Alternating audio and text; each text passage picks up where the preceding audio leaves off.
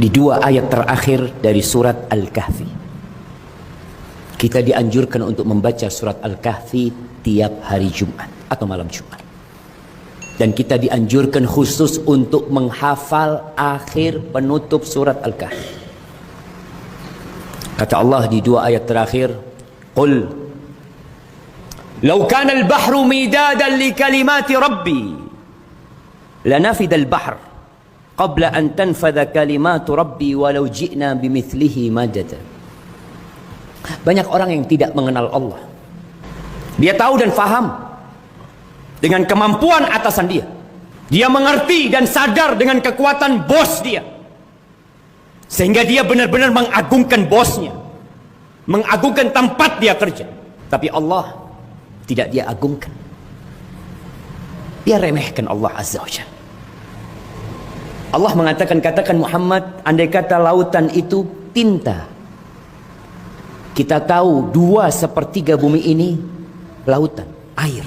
Kalau semua lautan itu adalah tinta yang dipergunakan untuk menulis kalimat-kalimat Allah Azza wa Jalla, firman-firmannya, hikmah-hikmahnya, aturan-aturannya, la nafidal bahr, laut itu akan kering jemaah sebelum menyelesaikan menulis kalimat-kalimat Allah. Walaupun kita datangkan lautan yang sama untuk menulis kalimat Allah. Ahibati fillah, Allah itu pemilik kota kita. Kalau ada orang yang berkuasa memiliki 1 juta hektar tanah, 2 juta hektar tanah, 10 juta hektar tanah, 1 miliar mungkin dia miliki. Dia bukan pemilik. Dia hanya penumpang. Dia hanya pinjam.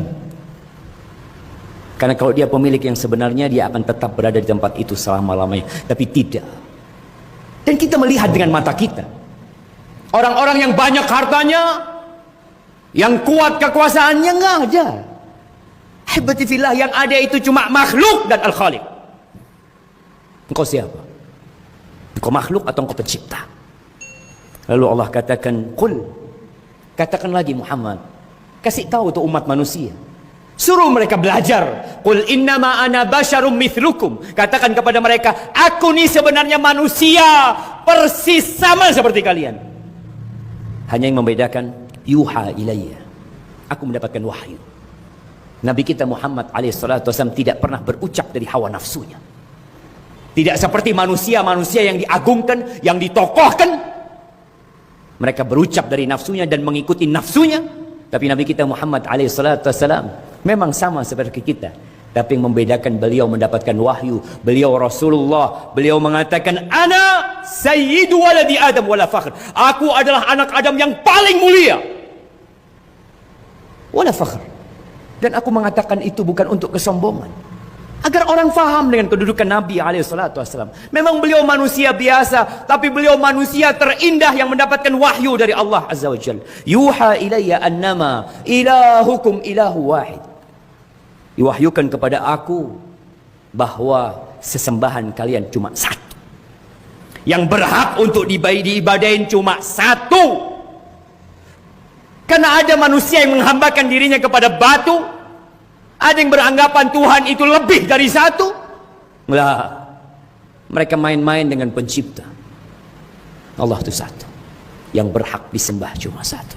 Faman kana yarju liqa'a rabbih, barang siapa yang mengharap perjumpaan dengan Rabbnya, yang menginginkan surga Allah Azza wa Jalla. Semua mengatakan kami ingin masuk surga, tapi apa kata Allah? Falyamal amalan salihan, maka hendaklah dia beramal soleh. Wala yusyrik bi ibadati rabbih ahada, jangan pernah menyisipkan dalam ibadahnya selain Allah Azza wa Jalla. Jangan pernah menyekutukan Allah, jangan pernah menduakan Allah. Ketika engkau minta, mintalah kepada Allah, takutlah kepada Allah, berharaplah kepada Allah, bertawakallah kepada Allah, semuanya kepada Allah Azza wa Jalla. Sekali lagi, semuanya makhluk kecuali Allah, dialah pencipta kita. Ahibati fillah, hari ini hari Jumat, selesaikan baca surat Al-Kahf, baca dengan arti. Perbanyak salawat buat Rasulullah sallallahu alaihi wasallam. Beliau nggak perlu sama salawat kita, kita yang perlu dengan salawat kepada beliau alaihi salatu wasallam.